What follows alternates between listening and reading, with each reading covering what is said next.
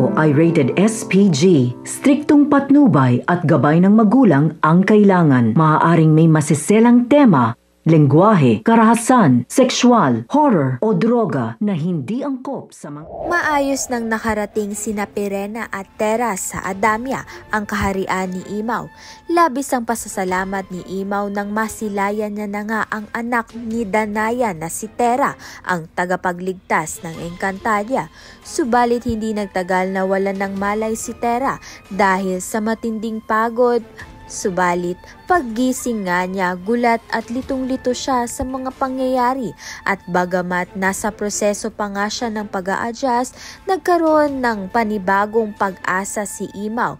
Naniniwala siyang maibabalik na ang dating kaayusan at matatapos na nga ang kasamaan sa pamumuno ni Mitena. Samantalang sa paglalakbay ni Tera, habang hawak nga niya ang balintataw ni Imaw, sinalubong siya ng kanyang mga kapwa sangre, sina Flamara at Adamus. Inakala nilang ninakaw ni Tera ang balintataw ni Imaw, dahilan upang siya'y dakipin.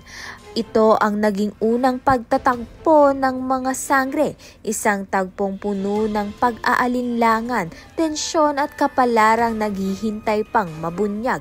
Kaya naman nga tiyan at iba pa ang dapat nating pakaabangan. Maraming salamat sa iyong panonood.